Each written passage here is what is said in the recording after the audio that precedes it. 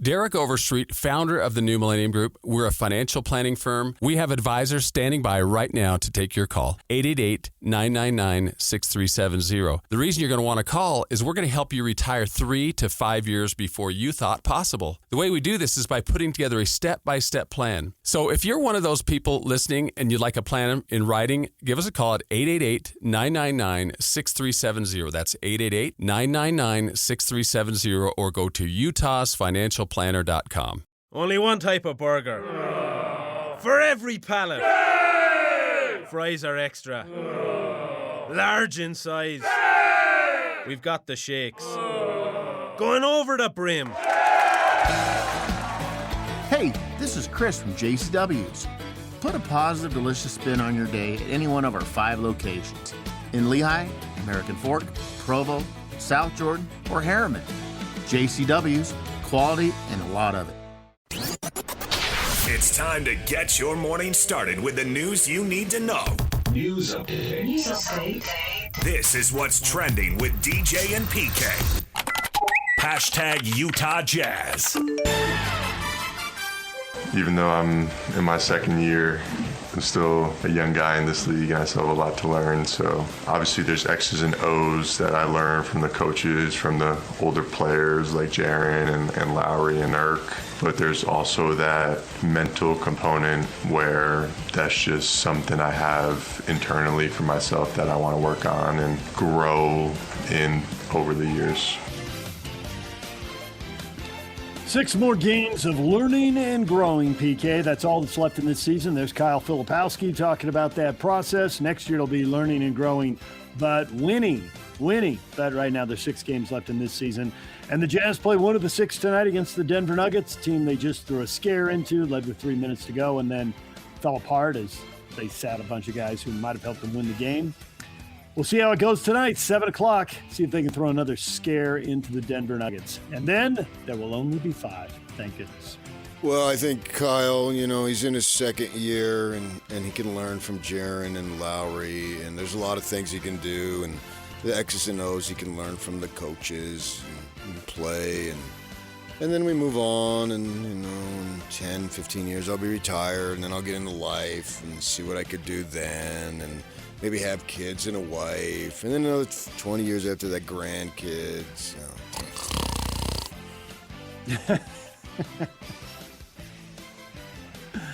Tip-off tonight at 7 o'clock, pregame at 6, and the post-game press conference that PK will definitely be looking forward to. Should get going around 9:30, 9:45 at the latest.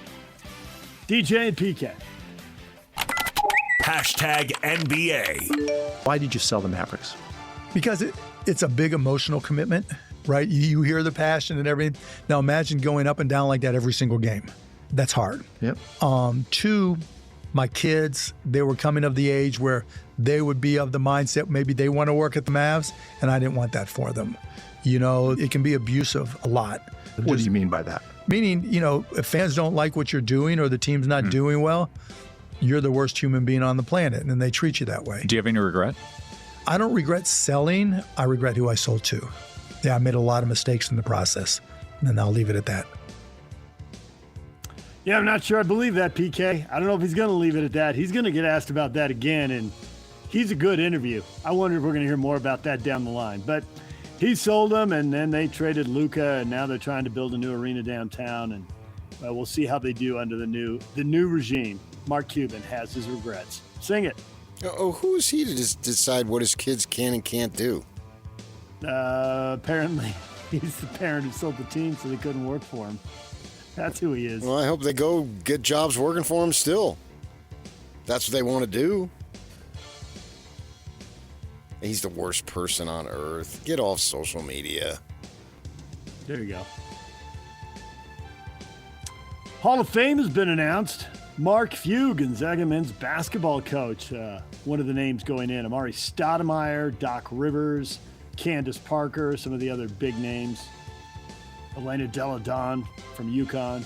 So there you go. No Dick Motta into the Hall of Fame, though. You just put her at UConn? She went to Delaware. Thought she went to UConn. Can you look it up where you are? Is it easy? I could. To keep looking stuff up? She's a blue hen. Yeah. She's a blue hen, my bad.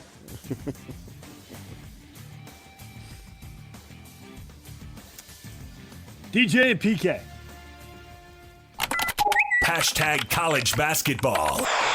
When there's a situation like this, everybody has to cover. Let's put it that way. And so I'm at peace with how I left. I'm at peace with what we did. And, look, I mean, they're pretty mad for a coach they didn't think was very good. Will Wade on leaving NC State for LSU. He wasn't there very long, PK. He bugs out and goes to LSU where they didn't want him. But that was a previous administration, so different people. And now he's at LSU. It's an unusual career path, to be sure. And he's just not going to try to explain it. Well, who didn't think he was very good after one season? Then why'd they hire him?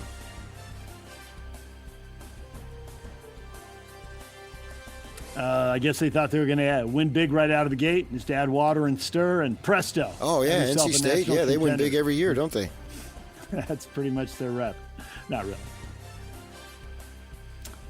UConn coach Dan Hurley, who does win big most years, said his highly publicized head-to-head contact he had with the referee in the final moments of the win over Duke was because he thought the veteran referee was looking to chest bump him to celebrate. Says he didn't hold any ill will against Roger Ayers, and he likes him as an official. Why would an official celebrate? I don't know. They usually just walk off the floor. Yeah. Coming over to check the time on the clock, which is what Hurley said he was doing. Told him later. Yeah, 3/10, but it might be 4. So they got to look at it. It's another bizarre moment with Dan Hurley on the sideline. BYU women's basketball facing Columbia in the WBIT championship game this evening. Wichita, Kansas, 5 o'clock. It's on ESPN2. The BYU women trying to win a postseason tournament for the first time. There's things that are bigger than basketball. That was the big viral thing. Yeah, like everything is bigger than basketball.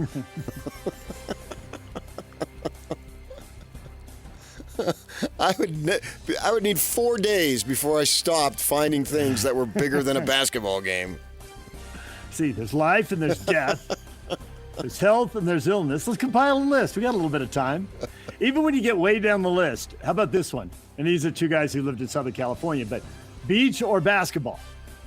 You can only have one for the rest of your life. Which one would you keep and which one would you give up? Well, I've never had any reason to give up basketball because I've never owned it. DJ and PK. Hashtag NFL. I just feel like he's the guy that's going to lead us to the promised land. He's the guy that's going to touch the ball more than anybody else on offense.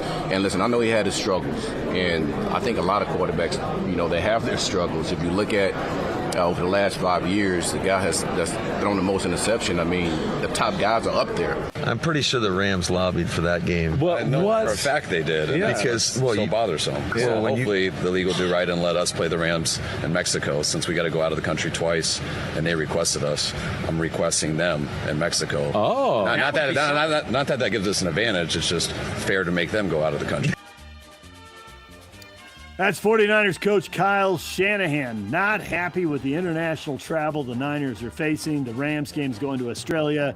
He says the Rams lobbied for it. They always have videos after the Niners play the Rams of 40, 50, 60,000 Niner fans in Los Angeles. So they said, take it to Australia, and that's where they're going for the opener. And he doesn't like 60,000 Niner fans?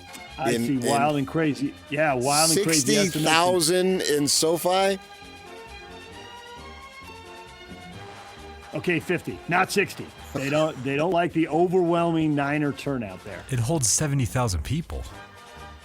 Okay. Wow, the Cardinals are rejoicing if that were the case. They also had massive crowds when they played in the Coliseum, and I don't know what the Coliseum held when they played there, but I saw snapshots from there too. It's an overwhelming Niner crowd. There is so much red. And the Rams won out, and they're out. Jets coach Aaron Glenn on Geno Smith, leading them to the promised land, which I assume the Jets define the promised land not as a Super Bowl, but a wild card playoff berth just to get back to the playoffs. It's been a long time for them.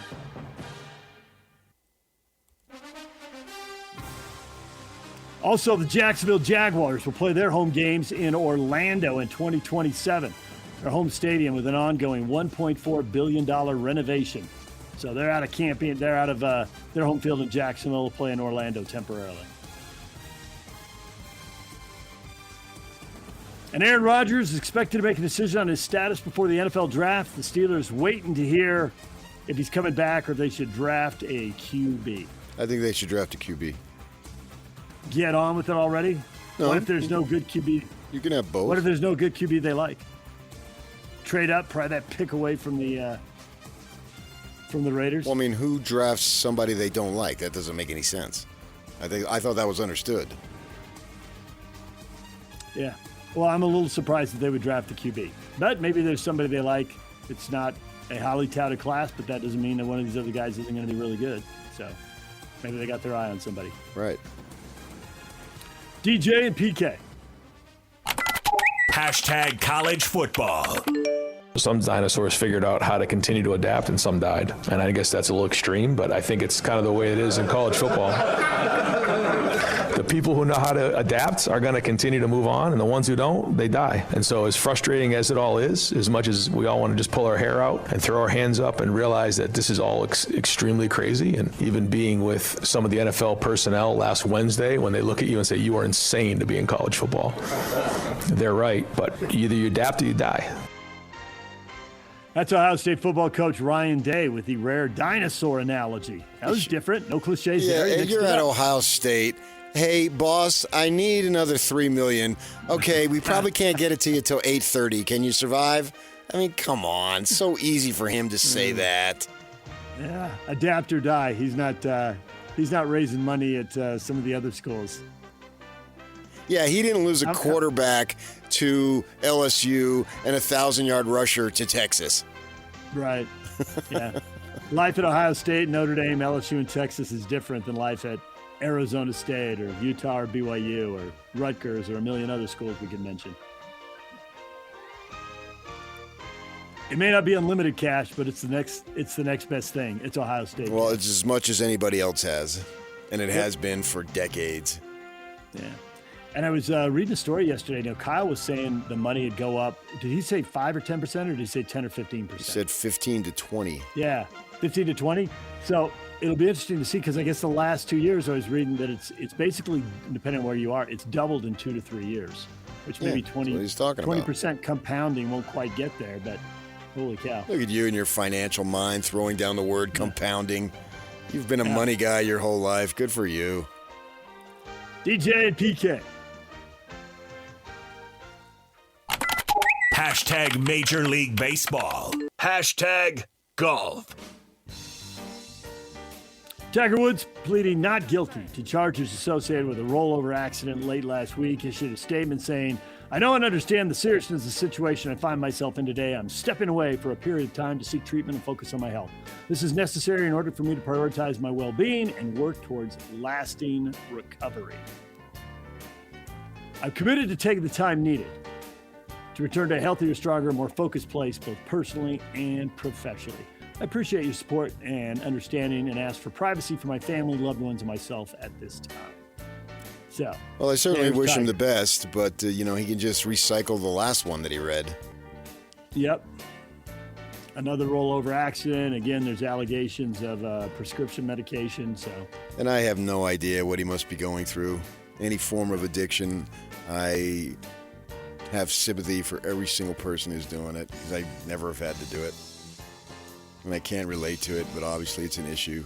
So my heart goes out to him and, of course, his family and everybody involved. DJ and PK. Hashtag Major League Baseball. Major League Baseball Players Association. Carrying a war chest more than 2 times larger than it did at the same point ahead of collective bargaining with Major League Baseball in 2021. They've accumulated over $400 million by the end of 2025. And they got another year to put some more money away, just in case we don't have baseball in 27. Well, doesn't that incriminate them?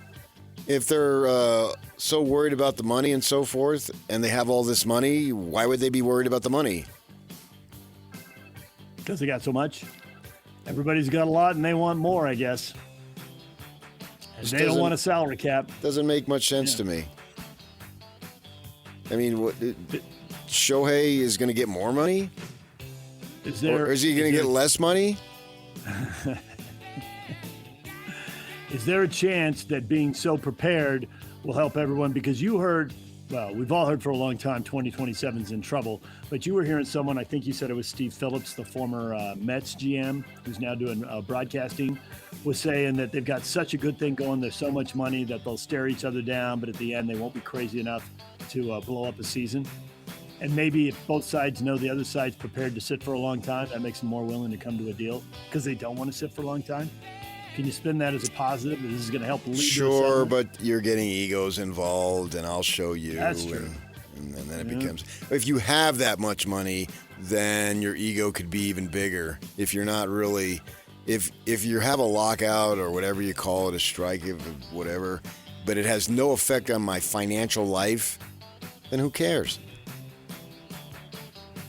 Shohei Ohtani tossing 6 scoreless innings, striking out 6, giving up 1 hit. He gets his first start. The Dodgers beat the Cleveland Guardians 4-1. Max Muncy with a homer. It's the Dodgers dominating. Wash, rinse, repeat, except it is Shohei. Yeah, 6 innings. I was watching some of that. That was very impressive, going 6. I think that's his longest outing probably since he was with the Angels a few years back before he's had double injuries here. So, just adds to it for sure. Yeah, he looked really good. And the good thing is, though, he traditionally sucks at the plate on the days that he pitches. I think there's some stats out there. So if you're looking to find a way to beat the Dodgers, you're essentially, now he did go 1 for 3, but you're basically taking his bat out of the lineup when he pitches. You can check those stats. I've seen them. So that's something if you're looking for a way to derail the Dodgers, which is impossible, but if you want to. So, and then the kid from the Diamondbacks, man, Jose Fernandez is probably the 40th Jose Fernandez to play in the big leagues. He's a rookie. In his very first game, he goes 3 for 4 with 2 home runs. Oh, you got yourself a keeper, a winner. I don't know. What is his name? Jose Fernandez. Can you remember that? Jose Fernandez. I'm going to try. I'd already forgotten it once. But there have been 40 Jose Fernandezes. I know. There's a long list of rookies who are doing really well. One of your other teams, your Phillies, got a debut out of Andrew Painter, who's supposed to be awesome and all that, and got millions to sign and all that. And he debuted in Philly, and he was awesome, living up to the hype in Game 1, and they beat Washington 3-2. So, bunch of young guys, which is great because now aren't we getting to the point where the guys who are young now will be reaching free agency right about the time the next 2 expansion teams start playing? If the timeline holds and Utah gets a team, hey, these could be our guys. They could be hitting the market, PK. Yeah, I look for Jose Hernandez to have a long, distinguished career with the Salt Lake Sluggers. Salt Lake Sluggers. Throw that name into the pile and see where it gets you. The Bees won their first game. They opened up with a 13-5 win over Sacramento. Game 2 tonight at the ballpark at America First Square, 6:35. You can listen on 1280 The Zone starting at 6:20 tonight. That is what is trending. It's brought to you by Shamrock Plumbing. There's no job too big or too small. Get the personal touch with Shamrock Plumbing. DJ and PK coming up. Got the question of the day next right here on The Zone. Later in the show, Tim Lacombe, Jazz analyst at 8:30. Mitch Harper, BYU insider for KSL Sports at 9 o'clock. Plus, it's a Win Tickets Wednesday. We'll be giving away concert tickets coming up in the 8 o'clock hour. Stay with us right here on The Zone. Derek Overstreet, founder of the New Millennium Group. We're a financial planning firm. We have advisors standing by right now to take your call. 888-999-6370. The reason you're going to want to call is we're going to help you retire 3 to 5 years before you thought possible. The way we do this is by putting together a step-by-step plan. So if you're one of those people listening and you'd like a plan in writing, give us a call at 888-999-6370. That's 888-999-6370, or go to utahsfinancialplanner.com. Hey, sweetie, your mother showed me this Carvana thing for selling the car. I'm going to give it a try. Wish me luck. Me again. I put in the license plate. It gave me an offer. Unbelievable. Okay, I accepted the offer. They're picking it up Tuesday from the driveway. I haven't even left my chair. It's done. The car's gone. I'm holding a check. Anyway, Carvana, give it a whirl. Love ya. So good, you'll want to leave a voicemail about it. Sell your car today on Carvana. Pickup fees may apply.